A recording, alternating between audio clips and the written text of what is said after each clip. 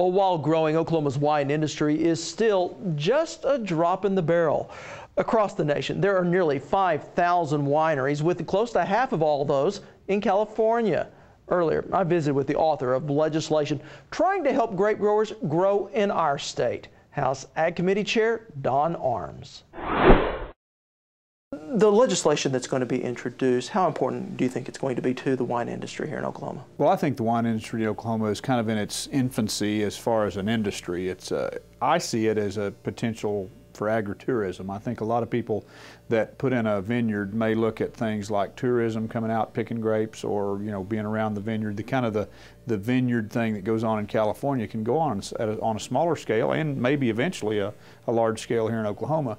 I think if we give those folks a leg up, there's a lot of issues that surround that. Distribution of a liquor product. Whether you look at wine's a specialty product, it's not just going out and slamming beers, like some kids might think or whatever. It's a specialty item. It's a luxury product, and so those issues that have distribution problems, or people that have problems distributing alcohol, I think we have to address how we can address those concerns and still allow this fledgling wine industry to grow, because it's got some potential, I think. In the hearing you held in southwestern Oklahoma, you were real straight with some of the wine producers that this was going to be, for lack of a better word, a tough row to hoe. Absolutely, absolutely. Is it just money? No, I don't think it's really as much money as it is. I think the real problem that I see is, how do you track the sale of that bottle? And I learned a little bit as I visited with one of the wholesalers, who are some of the people that are kind of opposed to this. The wholesalers don't hate the wine industry. The wholesalers just really have a kind of a market that they've developed, a distribution process, and we're asking to kind of stray from that established path with this, to allow these Oklahoma wineries to do their thing. And I want them to be able to produce wine and grow grapes and things like that, because again, I see it as a tremendous agritourism opportunity. Some of them are going to be better than others. It doesn't matter. 10 guys can open a shoe store. 5 of them may work, 5 of them may not. So there will be some wines that will progress and they'll be good and people will buy them.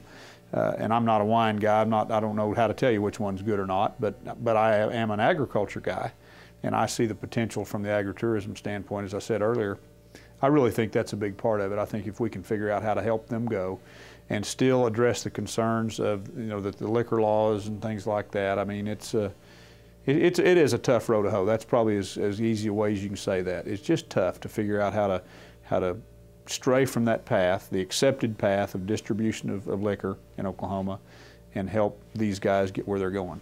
Can you foresee a way that we can do that, where people will be able to sell wine outside of just the wineries? Well, I think that's what we're attempting to do here, is explore that option. How do we get there? I mean, and I'm still not sure. I'm still not exactly sure at this point how we get there. I think one potential possibility would be for guys to be able to go out and sell their own product. I mean, in other words, be the salesman. You may cut out part of that process. Maybe we don't cut the wholesaler out necessarily, but maybe cut out the broker or whoever goes out and actually, I said, like I talked to one of the wholesalers today, I said, you don't hawk it, you just truck it. And he said, exactly. And so there's a guy out there, in this distribution process, there's a guy hawking the wares, basically selling the product, and then the guy that trucks it is the wholesaler. He's the guy that hauls it. So in an agriculture term, we'd say one guy's out there, selling the cattle or lining up the deal, and the trucker comes in later.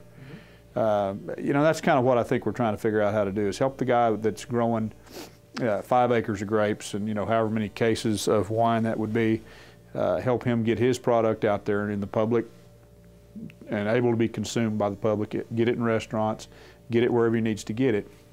But in the process of doing that, the wholesalers are getting nervous.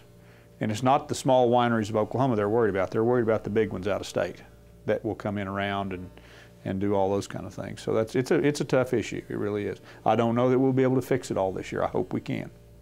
I really want to.